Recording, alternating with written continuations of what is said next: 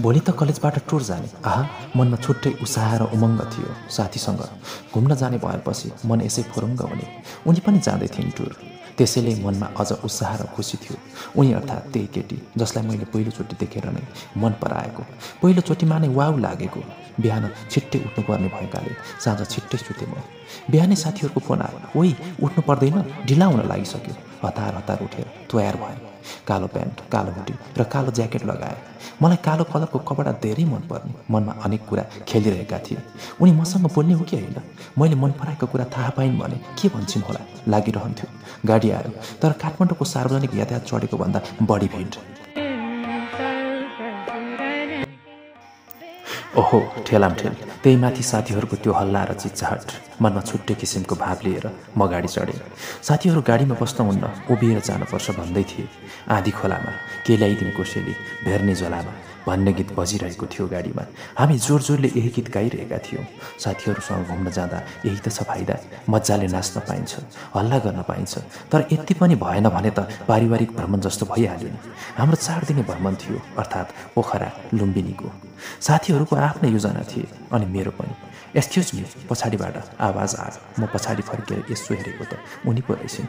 म त झस्याङ्ग भएँ। मनमा नै जसको कुरा सोचिरहेको थिएँ त्यही मान्छे अगाडि आउँदा लाजले भुत्तुक्कै भए। उनको हातमा पर्स थियो। हजुरको पर्स खसेछ, लिनुहोस्। उनको हात मतिर अगाडि बढाउँदै भने, ओहो, कस्तो यही बेलामा पर्स खस्न परेको।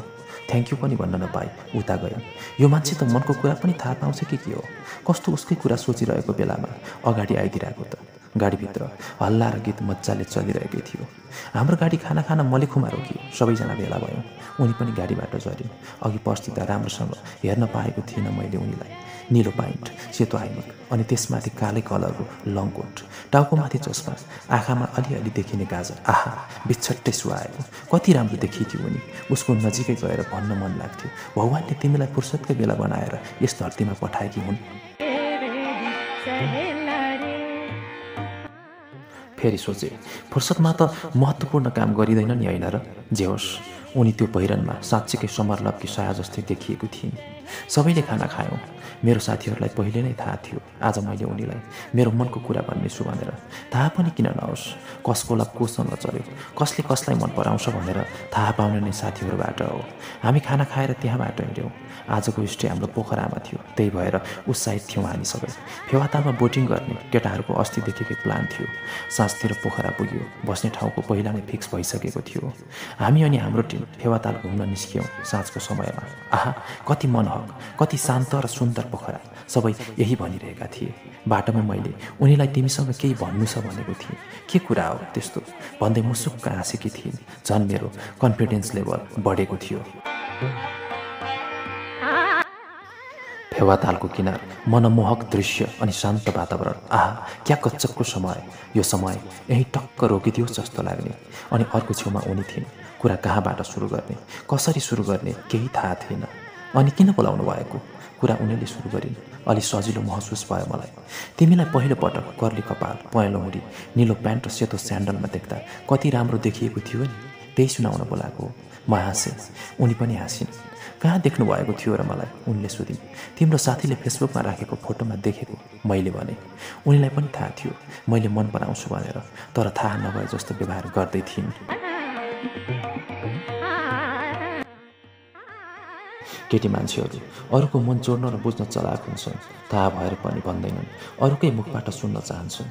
म तिमीलाई खुब प्रेम गर्छु, फेसबुकको बटन थिचेर दुनियाँ सामु देखाउनलाई होइन, मनैदेखि प्रेम गर्छु। केही आशा अनि केही डर मिसिएको भावमा भने। किन प्रेम गर्नुभएको त त्यसरी जिस्किने भावमा उनले भने। प्रेम गर्छु भनेर हुने र गर्दिनँ भनेर नहुने हो र? यो त मनैदेखि प्रकट हुने कुरा होइन र? मैले भने। त्यसो भए पहिले नै किन नभन्नु भएको त? उनले सोधिन्। कसैसँग प्रेममा पर्नुभन्दा मिठो त कसैलाई नभनी नभनी प्रेम गर्नुहुने रहेछ। मान्छे आफूलाई प्यारो लाग्ने कुरा सधैँ प्यारो लागिरहोस् भन्ने चाहँदो रहेछ। हामी कुनै कुरा टाढा हुँदा अझ बढी त्यसको महत्त्व बुझ्दछौँ। मान्छेहरू घामजुनको तारिफ गर्छन्, किन थाहा छ? राम्रो भएर होइन, टाढा भएर हो, मैले भने। अनि घामजुन जत्तिकै टाढा हुँदा मात्र हो र प्यारो अनि आफ्नो लाग्ने? केही हाँस्दै उनले भनिन्। त्यो त होइन, तर फेवाताल शान्त र सौम्य थियो। म तपाईँ नजिकै छु त, अनि कसरी प्यारो लाग्यो त? उनले केही जिस्किने भावमा भनिन्। समय आएपछि बताउँला नि त्यो पनि, मैले भने।